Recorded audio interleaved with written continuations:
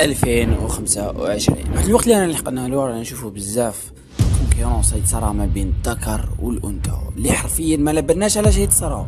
شغل راندوم فايت وذ نو ريزن بدات ما باش فين بدات، ما بناش كاع من بدات. لايك nobody knows الحقيقه ولا الفاكت تاع هاد العفسه، يعني بدات ولا علاش بدات ولا من الاصل ما هو السبب. لايك تبدا تسقسي روحك لايك تلحقنا لهنا كيفاش حتى سيستم عشنا به الآلاف وعشرات الآلاف من السنين بدا يتحطم في آخر 20 سنة. وعلى بالي بلي لا بلوبار تاع الناس راح يقولوا لي سامي وشنو هادي وعلاش دخل هادي في هادي، وش دخل هذا بالتحرش؟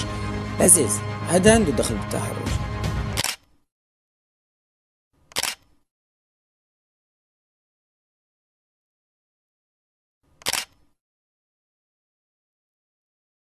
الطريقة اللي راح نهضر بها على المشكل من الأول راح تكون من الجذور. تما راح نبدا من أول عفسة ولا من أول نقطة اللي خلاتنا نوصلوا لهنايا. تما حنهضر من الجذور تاع الجذور. تما داشتني ندخل في مواضيع انت تحسهم بلا بعاد على الموضوع تاعنا الأساسي. لازم تعرف بلي هذا هما الجذور تاعها.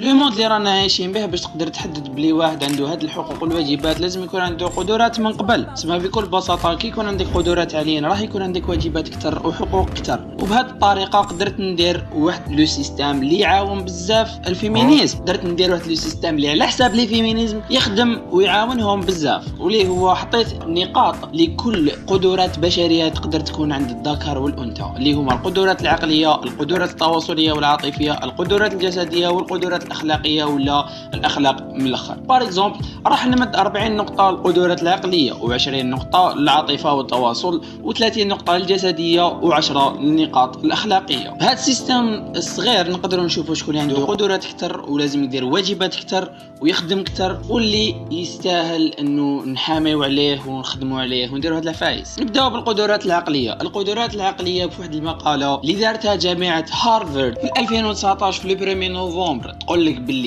بلي 86% من الناس يظنوا بانه الجنسين عندهم نفس القدرات العقليه، بينما 9% يقولوا بلي النساء اللي عندهم قدرات عقليه اكثر من الراجل، والبقيه اللي هما 5% يقولوا بلي الراجل عنده قدرات عقليه اكثر. وللاسف الشديد راهم غالطين في هذه النسبه، لانه على حساب واحد الدراسات اللي داروهم في المدارس وكان استشرف على هذه المقاله هو كارلمان هيتلمان، ان شاء الله نكون قلت اسمه صحيح. الدراسه تقول لك باللي داروا سيستم تاع قرايه بالنسبه للدراري والبنات. البنات داو 15 نقطه في الكتابه والقرايه، بينما الدراري ربحوا دافنلي شغل بطريقه مذهله جدا في الامور السيونتيفيك كيما المات. اي بكل بساطه البنات عندهم ذكاء اعلى في الامور التواصليه مثل القرايه والكتيبه، بصح الدراري يتفوقوا في الامور العلميه كما السيونس والمات وهاد العفايس. حتى بالنسبه للعفايس والاخرين كما مقوله من برادبري تقول لك باللي مستوى الاي كيو لدى الاثنين متساوي،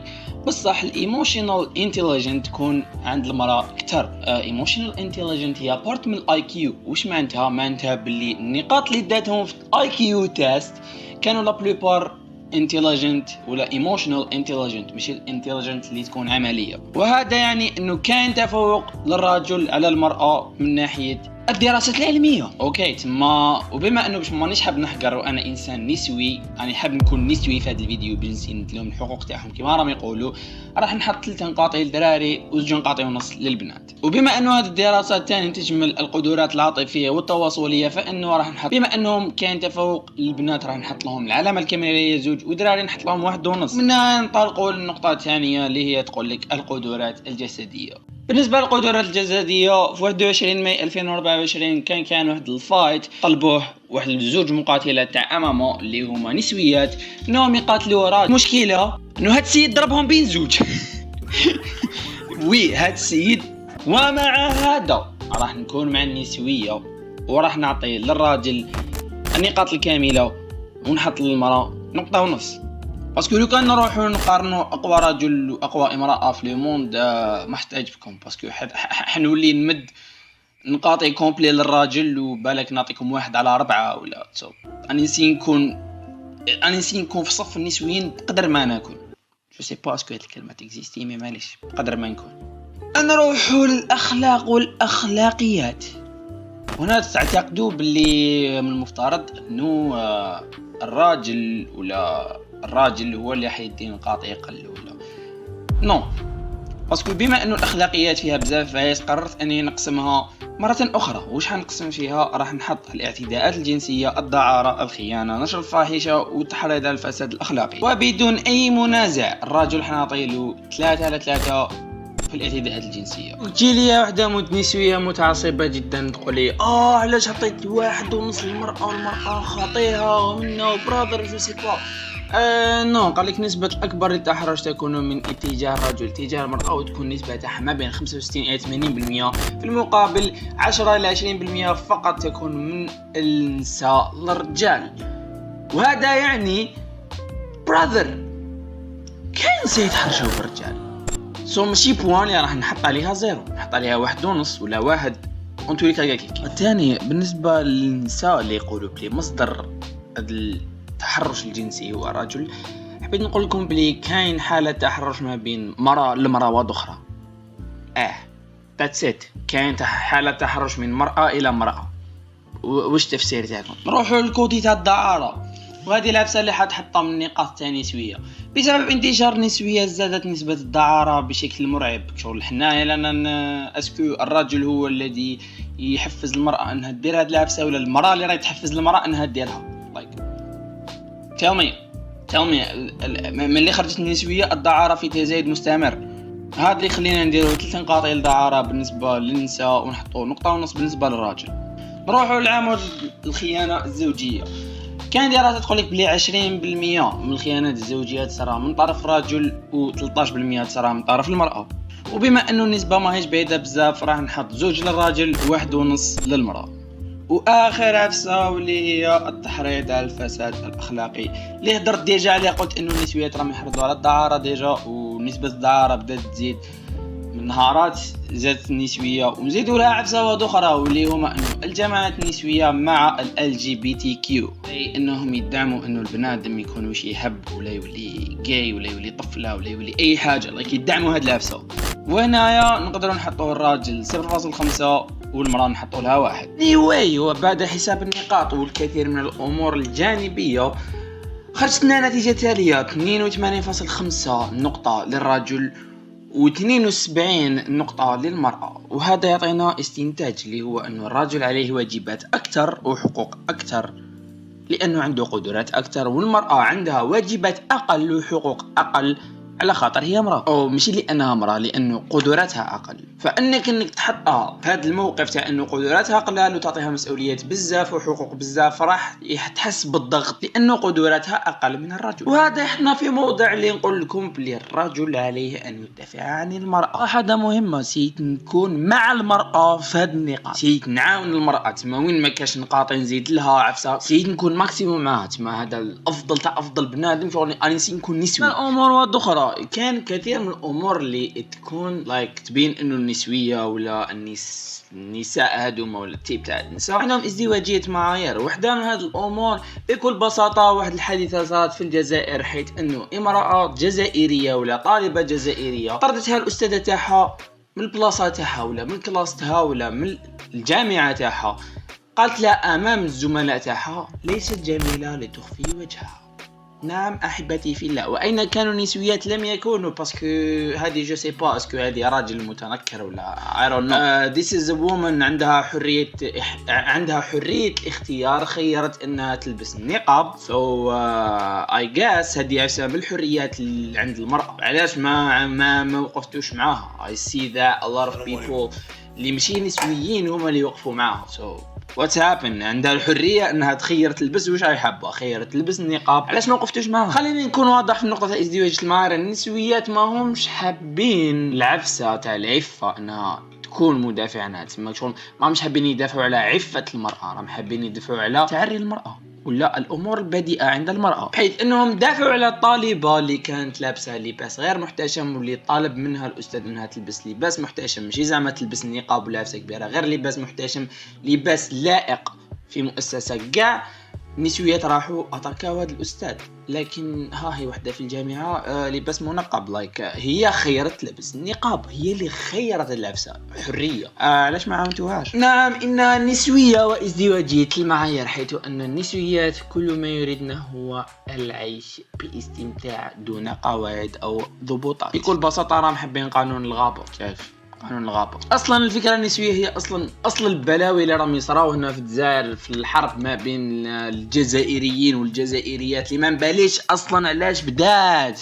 لايك وات ذا فاك. دان كان يبادوا اخرين يقول لك التحرش ما التحرش، حنهضروا دوكا على التحرش. انا نقول لكم حاجه، خلينا نتعمقوا في مواضيع تانية اللي ادات لهذه الحرب ما بين الجنسين، واللي يقول لك التحرش والتحرش. انا كانسان عادي نشوف بانه هاد القدرات اللي عطاهم ربي للنساء والحقوق اللي عطاهم لها، بار اكزومبل انها عندها الكثير من الحقوق في الاسلام، وده من هذه الحقوق انها تطالب بانه الراجل اللي يعتني عليها 100%، لايك هو اللي يصرف عليها، هو اللي يخدمها، هو اللي يسقمها لها الدار، عفايس هكاك، فاهم شغل everything اللي تقدر تبنيه المراه. الاسلام امر الراجل انه يبنيها لها. شغل قال الاسلام الراجل انت ملزم انك تبني هذه الامور للمراه. اذا حبيتوا المساواه فبكل بساطه، اذا تحبي تزوجي نخلصوا ما كاش مهر، الدار نخدموها 50 50%، تخدمي مع تخدمي في المناجم، تخدمي في التحميل، تخدمي في هاد العفايس، باسكو حبيتي 50. وصول العباد اللي يقول لك المراه في المجتمع الاسلامي لا يحق لها العمل، نو جيب، لا يوجد اي نص شرعي يقول لك بلي الاسلام حرم على المراه انها تخدم. تقدر تخدم لكن في ظروف معينه، حيث ما يكونش كاين الاختلاط اكو تعرفوا اونتر بارونتاز، لازم تكون خدمه مليحه للمراه. وبعد هذا النقاش كامل راح ندخلوا الى التحرش.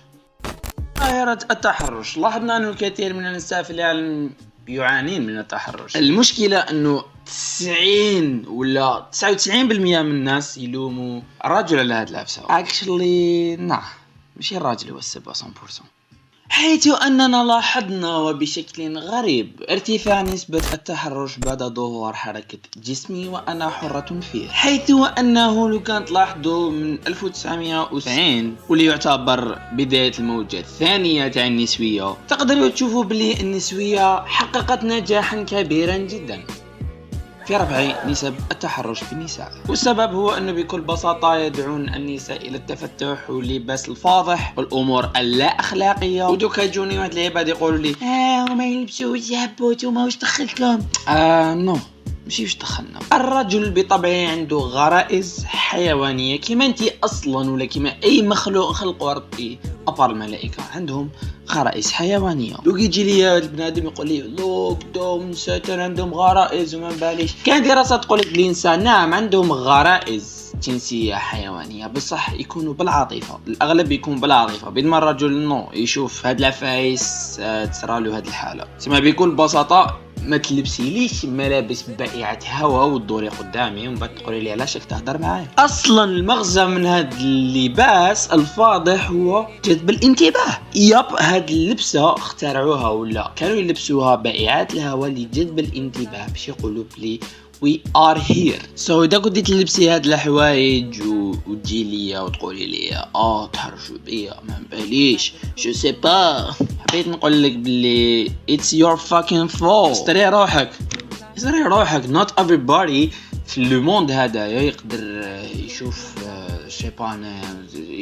العالم ليس ورديا اوكي. ونروحوا للحالات الثانيه تاع التحرش اللي تكون من الكوتي تاع راجل، حيث انه يشوف مرأة محجبة ولابسة وصادرة روحها ويتحرش فيها. هذا البنادم مختل نفسي، عنده مرض نفسي. he is not okay. لازم تدوه المصحة النفسية، باسكو هذا البروبلام كبير بزاف. باسكو باش تشوف انه مرأة متسترة والدين تاعك والاخلاق تاعك يأمروك انك تغض البصر تاعك، انت نو تريح تتحرش بها. That's mean you are an animal. انا نشوف بلي هذوما الحالات اللي يستحقوا السجن. العباد اللي يتحرشوا بفتيات راهم مستراتك شغل سطرة روحها كلش ويتحرش فيها. ويا هذه هي النهاية شغل. حبيت نجبد لكم الموضوع من الاول كامل باش تشوفوا بلي الخطأ من الاصل هو خطأ المرأة. شايف الحركات النسوية والحركات هذوما اللي صح جابوا نتائج مع الأول، بصح كان حركات إضافية اللي ما عندهم حتى فايدة كيما حركة جسمي وأنا حرة like what the fuck شغل like ربي كي قال لكم لبسوا هكا وديروا هكا وديروا هكا او يعرف عباده ماشي هكا برك. ومن بعد يجوا لي هاد العباد يقولوا لي فوالا والاسلام والدول المسلمه فيها عدد تحرش كبير ومش كيما الدول الاوروبيه. الدول الاوروبيه يا اخي العزيز يديروا الفاحشه كيما السلام عليكم. تما اذا انتي ترضيها على روحك انك تروحي ديري الفاحشه باش ترضيهم باش ما يتحرشوش بك، هذيك حسابات اخرى. كاينه حاجه واحده اخرى في الاوروب كي يجوا يهضروا مع وحده تهضر معهم نورمال ماشي كيما حنايا هنا جيت تقولها اختي الله يحفظك معيش تدناي شويه باش ما تحرش. اقسم بالله خاوتي غتلقاهم لا بلو باراك وما من المتحرشين اللي هناك شغل they never saw a girl or having sex with her تما شغل الرغبات تاعهم صح راهي مكبوته so that's a big problem. دوك يجي ليا واحد راسه مربع واحد اخر يقول لي هي مادام الرغبه تاعهم ما هي هكايا علاش الاسلام ما يخليهمش يديروا. actually it's not this is not the case you feel me باسكو الاسلام قال لهم اصلا انه كان تشوفوا هذه الحركات ولا زوج ولادكم. ونعاودوا نقولوا المشكل واحد اخر اللي هو كيفاش تتزوج في بلاد ما قادر دير فيها والو like how هاد البروبلم تاع تحرش ناتج من عدة مشاكل كبار لازم تلقاوهم. شغل المشكل الأول الاجتماعي، المشكل الثاني المشكل ثقافي، المشكل الثالث مشكل ديني باسكو لا بليبار يقولك هكا وهكا ما يتبعوش الدين تاعهم. الدين تاعنا يقولك غض البصر والبس محتشم. en plus de ça حاجه واحده اخرى الدين يقولك اذا حسيت بدله فايس تزوج باش تتزوج ما كاش دراهم. بروبليم هذا تاع الدوله شغل اقتصاديا اجتماعيا ماليا عده عوامل خلات هذا التحرش ينتشر في البلاد تاعنا حاليا. انا جبت لكم من الاول كامل حتى لهنا تما جبت لكم المشكل من الاعماق تاع المعاصم تاع الاعماق. شنو جبت لكم البروبليم من وين كاين. البروبليم ماهوش بروبليم تاع الراجل ولا المراه، البروبليم تاعهم بين زوج. المشكل هذا راهو بين زوج شغل حاصل لطرفين. شغل طرف ماهوش قادر يريقلي اموره والبعض منه ولا نقول الحالات المريضه نفسيا مختلة عقليا تدنا للطرف الاخر، والطرف الاخر حاب حريه مفرطه حتى وين يولي يجذب الانتباه تاع الطرف الثاني بصح راه حاب الطرف الثاني ما يهدرش عليه. This is a big problem وصار لنا في لازوزيتي تاع الجزائر وين لازم نلقاو الحلول باسكو كان نكملوا هكا المجتمع تاعنا راح يكون مجتمع متماسك. ونقطة أخيرة راني حاب نقولها، كاين واحد العباد حيوانات ما يرضاوش تحرش هنايا في الجزائر بصح يخلصوا دراهم باش يتحرشوا عليهم في الخارج. وعلى بالكم ايمن انا نهضر. هذا هو كان الفيديو تاعنا تاع اليوم، ان شاء الله يكون عجبكم. ما تنساوش الجام سبسكرايب وطابوني في لاشان.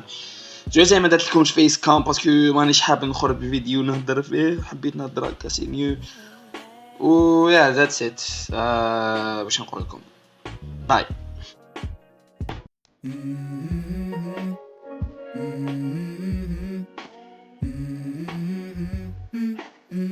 Let's go. I wake up to a little bit of drool on my pillow, feel like it's gonna be a bad day. Yeah, I'm tired of shit and the